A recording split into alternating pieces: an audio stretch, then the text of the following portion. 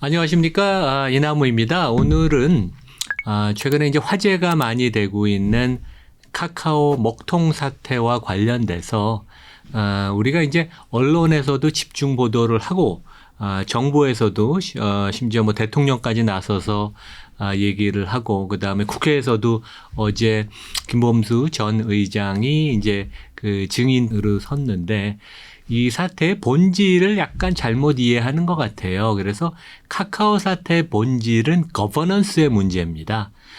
그래서 제가 카카오 문제의 본질을 정확하게 파헤치고 세 가지 솔루션, 어떻게 해결을 하느냐. 첫 번째는 가장 큰 것은 창업자인 김범수 의장, 경영진, 이사회가 각자가 뭐를 해야 되는지 책임, 그 다음에 권한, 이 명확하지가 않아요. 그래서 이제 영어로는 accountability라고 그러는데, 그래서 거버넌스 교육이 솔직히 필요합니다, 이분들이. 두 번째는 자본 효율성이 엄청나게 이 회사가 떨어집니다. 총 자산이 25조 원인데 연결 기준으로 매출액이 7조 원밖에 안 되는, 그러니까 엄청나게 효율성이 떨어지는데, 그런 면에 있어서는 컨설팅을 받아서 효율성을 좀 높여야 되고, 마지막으로는 이 회사가 실제 업적이 그렇게 경영성과가 많지 않은데 너무 성과급이 많아요. 그리고 단기 성공 위주로 성과급이라는 건 실제 돈을 지불하는 거 외에 IPO함으로 스톡옵션 행사되는 게 너무 단기 위주로 돼서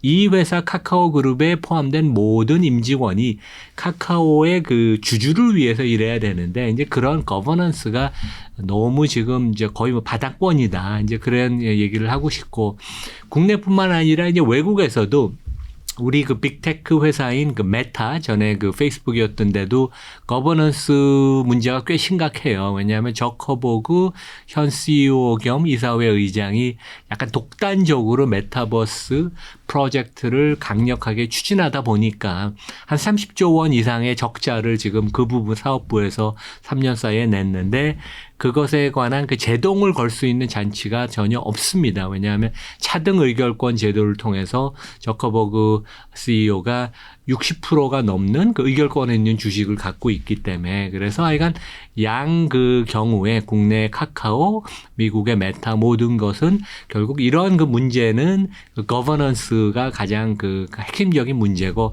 학점을 제가 부여한다면 카카오는 D 학점, 메타는 C 학점을 부여하겠습니다. 제가 좀 더 자세한 설명을 드리죠.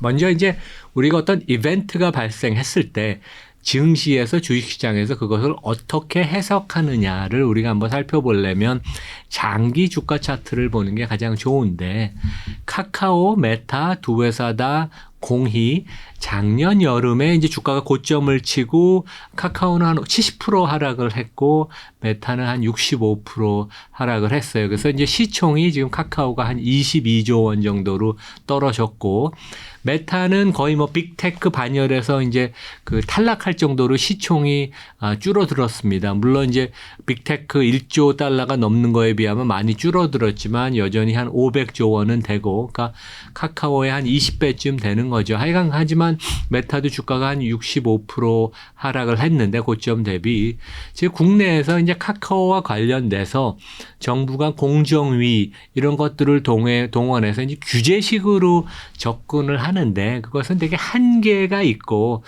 그 기업의 아니면 산업의 장기 발전을 저해하는 그런 그 측면도 있거든요. 그래서 양사 모두 카카오, 메타 모두 결국은 문제는 거버넌스의 문제, 거버넌스가 나쁘기 때문에, 거버넌스라는 건 솔직히 어려운 개념이 아닙니다. 회사의 핵심 관계자, 그게 경영진도 될 수 있고 이사회도 될 수 있고 회사의 주요 이해 관계자들이 회사의 장기 발전, 장기적인 이익의 성장을 위해서 같이 노력을 해야 되는데, 카카오는 특히 단기적인 성과, 그다음에 누가 어떠한 권한을 갖고 그것에 대해서 어떠한 책임을 지는 그런 어카운터빌리티도 절대적으로 부족해서 이러한 측면에서 접근을 해야지 장기적인 기업 가치를 만들고 산업의 발전을 도모할 수 있다. 그래서 이제 정부 접근이 지금 잘못됐다는 얘기를 드리겠습니다.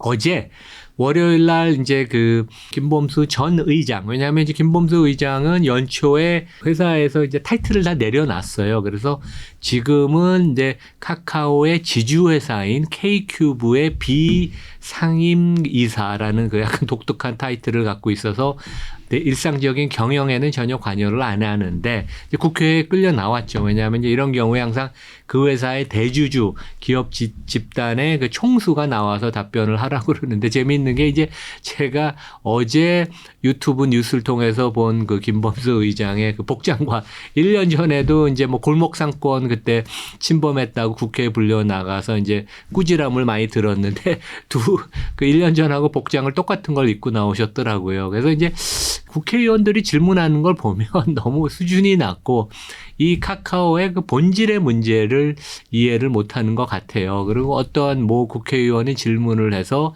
카카오의 그 설립 당시에 목표는 뭐였냐 그 범수 전 의장한테 질문을 했는데 이제 뜻밖의 대답을 했어요. 본인의 설립의 목표는 100명의 CEO를 양성하는 것이다. 그래서 그 의원이 황당해서 다음 질문을 못했는데 저는 약간 궁금한 게 진짜 이것이 사실이라면 뭐 브룩셔 해더웨이 같이 상장 기업을 통해서 기업의 가치를 만든다고 우리가 생각도 할 수 있지만 100명의 CEO를 양성한다면 굳이 왜 상장 회사를 통해서 왜냐하면 CEO를 양성한다는 것은 꼭 기업 가치의 그 증가로 연결될 수도 없거든요. 여러 가지 리스크 불확실성도 이 과정에 있어서 많은데 그래서 어떠한 CEO를 스폰하는 그런 회사의 개념이 아니고 지속적으로 기업을 가치를 창출하는 식으로 회사를 바꿔야 되고 본인이 결국 그 일상적인 그런 뭐 그룹 회장이나 아니면 이사회 의장 아니면 CEO 역할을 벌어나려면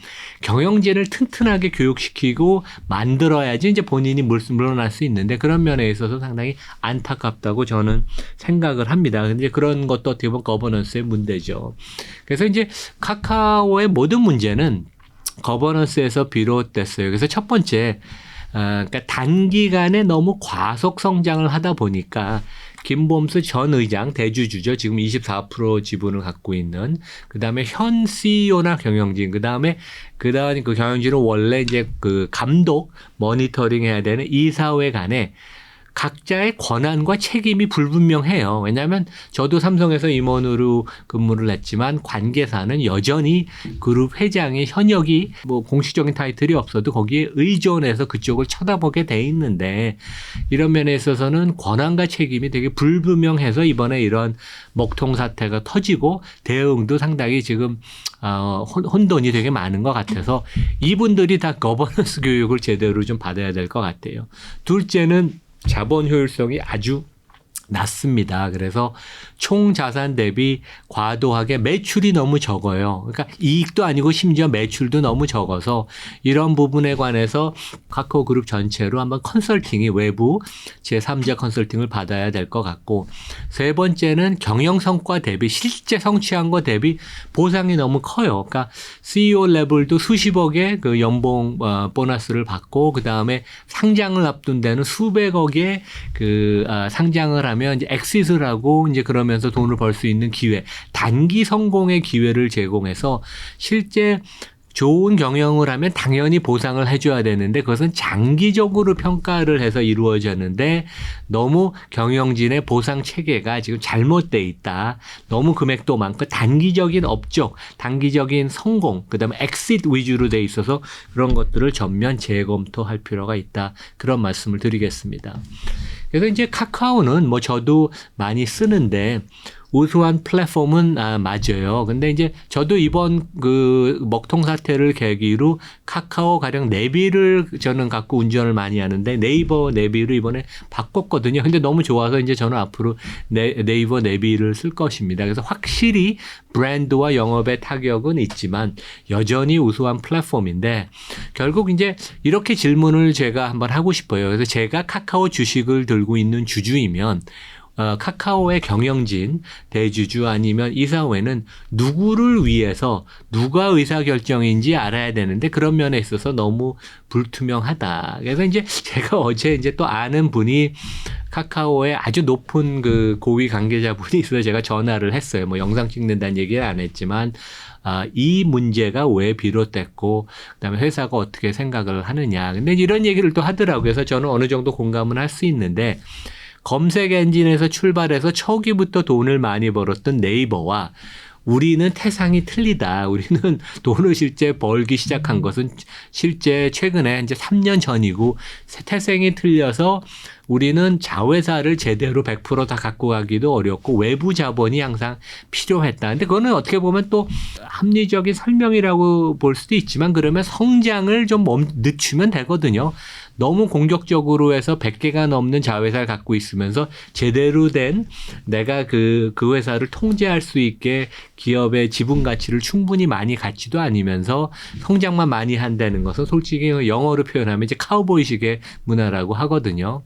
그리고 이제 대주주가 아직 후계자나 경영진을 제대로 교육을 시켜서 양성을 못 시켰는데 공식 역할이 없다는 것도 문제고 CEO가 많은 자진 교체를 했어요. 그리고 이번에 이제 물러난 그 카카오의 공동대표였던 남궁훈 대표는 취임하자마자 주가를 15만 원을 만들겠다. 근데 CEO는 주가를 얘기하면 절대로 안 됩니다. 주가는 시장이 결정을 하니까 경영 성과로 얘기해야지 아주 경솔하고 그다음에 이제 그 자본시장에 대한 이해가 부족한 것을 보여주죠. 그다음에 이제 이사회는 한 명 정도 사회이사를 빼놓고 경영에 대한 경험이 전혀 없는 아주 젊은 교수들, 물론 AI 전문가도 있고 뛰어난 똑똑한 사람이지만 사회이사라는 건 회사의 경영에 잔소리도 하고 컨설팅도 하고 그다음에 모니터링 좋은 그 코칭 역할도 해야 되는데 그런 면에서 이 사회도 너무 퀄리티나 경륜이 부족하다. 그런 면에 있어서는 아이가 많은 보강이 많이 필요할 것 같고 그다음에 이제 이건 조선일보에서 한번 뽑은 그 카카오의 지배 구조인데 지금 전체 기업 집단에는 한 187개가 포함되어 있습니다. 해외 53개고 국내 134개. 이 중에서 이제 5개가 상장돼 있고 연결 기준으로 이제 재무회계 반영하는 거 한 140개쯤 되는 것 같아요. 근데 여기서 문제는 여기에 이제 그 뭐 180개 뭐 아니면 뭐 1000개라도 좋은데 결국 그 모든 관계사 투자가 된 기업의 임직원이 카카오라는 그 지주회사 여기서 보면 지주소 회사 같은 개념이죠. 정점에 있으니까 여기에 주주를 위해서 내가 기업 가치를 위해서 다 똑같이 열심히 노력을 해야 되는데 각자 다른 목적을 갖고 각자 도생을 합니다. 이게 어떻게 보면 가장 심각한 기본 거버넌스의 문제거든요. 그래서 영어로 표현하면 얼라이먼트가 없다. 그래서 주주와 경영진과 그 다음에 이사회 요 같은 그 세 개 축이 같이 공동의 목적을 갖고 일해야 되는데 특히 경영진들 여기 이제 밑에 자회사의 자회사도 있죠. 여러 가지 단계가 있는데 이런 데들이 각자의 목표를 위해서 일하지 가장 정점에 있는 카카오라는 그런 그 지주소화 개념에 가까운 주 카카오를 위해서 일하지 않는다. 이제 그게 어떻게 보면 가장 심각한 문제라고 할 수 있습니다. 반면에 미국의 빅테크 중에서도 가장 지금 이제 뭐 알차고 그 다음에 이제 뛰어난 존경받는 회사가 알파벳인데 알파벳은 기본적으로 다른 미국 회사도 그렇다시피 상장된 법인이 그 밑에 있는 자회사들을 거의 100% 소유하고 있어요. 왜냐하면 내가 어떤 기업을 차리거나 어떤 기업을 인수하면 그 기업이 그 비즈니스가 매력이 있으면 내가 100%를 가져야지 국내 가치 한 20-30% 걸쳐서 대주주나 CEO가 가서 10억, 20억 월급을 받고 그런 식으로 회사의 규모만 키우는 것은 의미가 없거든요. 지속적으로 기업의 가치를 키우고 그것을 위해서는 자회사 지분을 100%를 갖는 심플한 회사가 좋다. 그래서 그런 면에 있어서는 국내 회사도 배울 필요가 있어요. 국내 회사도 해외에서는 그러한 식의 국내식으로 20-30% 지분을 갖는 것이 용납이 안 되기 때문에 해외에서는 얼마 전에도 LG화학이 바이오 회사를 미국에서 인수한다 그러는데 100% 8천억의 현금을 주고 인수한다 그러는데 해외는 다 그렇게 하면서 국내는 왜 20-30%의 지분만 인수하면서 어중중하게 지분을 갖고 컨트롤을 하면서 기업 가치의 그 전반적인 가치 상승에는 왜 노력을 안 하는지 그런 질문을 던지고 싶습니다. 그래서 자본 효율성의 문제, 제가 이제 카카오의 3가지 문제 중에 2번째 중에 이제 자본 효율성의 문제를 말씀을 드렸는데 결국 그 연결 기준으로 보면 총 자산이 25조 원인데 매출액이 7조 원. 그러니까 너무 적어요. 왜냐하면 총 자산 대비 한 100% 정도 수준의 매출이 나와야지 거기서 이제 또 이익을 창출하는 건데 전반적인 영업이익률도 낮고 10% 수준이죠. 별도 기준으로 봐도 총 자산이 12조 원, 매출액이 2조 5천 원. 이것도 뭐 너무 낮습니다. 12조 원의 총 자산을 갖고 20% 정도 수준이 매출액을 만든다. 너무나 비효율적으로 매출액이 적게 나오고 물론 영업이익률은 20%로 높은데 그래서 이러한 효율성이 떨어지는데 결국 그래도 임원들은 너무 과다한 급여를 받고 그다음에 이제 단기적으로 평가를 하다 보니까 공격적인 경영 아니면 공격적인 M&A를 해서 단기 업적주의에 빠져요. 이런 건 외국에서는 결국 되게 지적을 많이 받는데 장기적으로 기업의 가치를 만드는 그런 기업 문화가 카카오는 절대적으로 필요하다. 그런 말씀을 드리겠습니다. 결국 기업 거버넌스란 뭐 좀 재미없는 얘기인데 제가 이제 수업 시간에 이런 표를 갖고 가르칩니다. 회사에 이제 주주가 있죠. 지배주주가 계속 있을 수도 있고 한국은 뭐 대주주가 많습니다.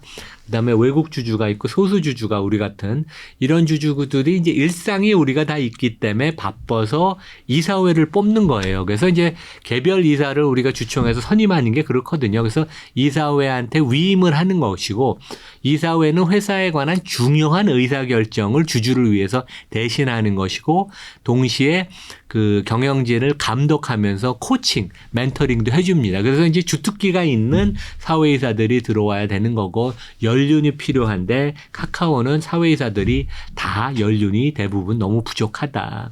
그래서 이제 이사회들이 경영진한테 일상적인 데이투데이 일상적인 경영은 맡기는 것인데 그 대신 이것에 대한 감독 모니터링은 이사회가 해야 되는데 이러한 제대로 된 거버넌스가 카카오에는 전혀 없다. 그것이 가장 큰 문제라고 할 수 있겠습니다. 그래서 이제 얘기를 좀 돌려서 미국의 빅테크로 가면 미국의 빅테크들은 다 거버넌스로 우리가 다 좋을 걸로 생각을 하지만 애플이나 마이크로소프트 같이 거버넌스가 아주 가장 좋다고 평가받는 데도 있지만 우리가 이제 거버넌스의 가장 전문 기관인 ISS라고 있습니다. Institutional Shareholder Service. 몇 년 전에 엘리엇이 현대차 그룹과 그다음에 경영권 분쟁을 벌였을 때 아니면 삼성물산 제일모직 합병 비율 같은 게 문제가 됐을 때 ISS가 다 투자가들한테 권고를 냈고 엄청난 영향력을 갖고 있는데 여기가 미국의 상장 기업에 관해서는 거버넌스 점수를 질적 스코어를 발표를 정기적으로 합니다. 그래서 10점 만점인데 1점이 제일 좋은 것이고 점수가 낮을수록 좋아요. 그다음에 점수가 높은 10점일수록 최저치인데 애플이 빅테크 중에는 점수가 좋습니다. 그러니까 미국 전반적으로 모든 대기업 중에서도 거버넌스가 좋은 1점, 그러니까 뭐 1등급이라고 봐야 되나요? 그다음에 마이크로소프트가 2점, 여기 좋고 그다음에 나머지 빅테크 아마존, 알파벳, 메타가 가장 좋지 않습니다. 10점대로 다 안 좋고 테슬라도 10점인데 그래서 여기 안 좋은 데들은 이제 경영진의 급여가 너무 과도하거나 주주의 권리가 취약하다. 특히 이제 창업자들이 차등 의결권을 통해서 다른 주주들이 자기를 견제하고 그런 것들을 못하게 이제 구조적으로 그런 시스템이 안 좋다는 이제 그런 얘기를 하죠.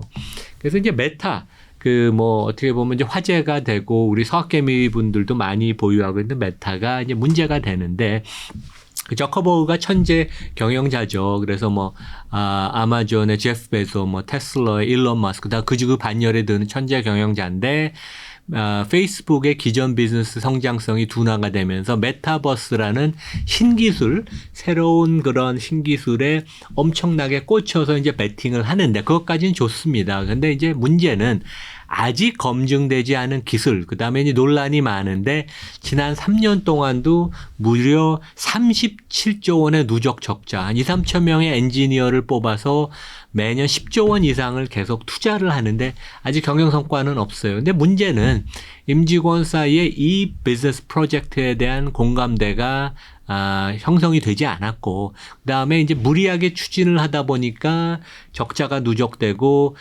여기가 적자가 많으니까 다른 기존의 사업 부서는 또 이제 그 여러 가지 통제를 많이 하고 인원 구조 조정을 하다 보니까 그룹 전체로 사기가 저하가 되고, 그래서 이제 이렇게 너무 최고 경영자가 독단적으로 그런 전략을 수행하면 다른 임원들이나 이사회에서 견제를 해야 되는데 근본적으로 메타는 그것이 어렵다. 왜냐하면 저커버그가 상장을 할 때 본인이 다른 주주보다 10배의 의결권이 있는 주식을 슈퍼 보팅 라이트라고 차등 의결권이 있는 그 주권을 이제 그 창업자인 저커버그는 갖고 있어요. 그래서 실제 의결권에 있는 주식의 한 60% 이상을 갖고 있어서 아무리 이 사람이 나쁜 짓을 하거나 문제를 일으켜도 이사회가 CEO를 해고할 수 없고, 왜냐하면 이사회를 본인이 또 통제하니까. 그다음에 주총에서도 본인이 항상 투표를 하면 이길 수가 있기 때문에,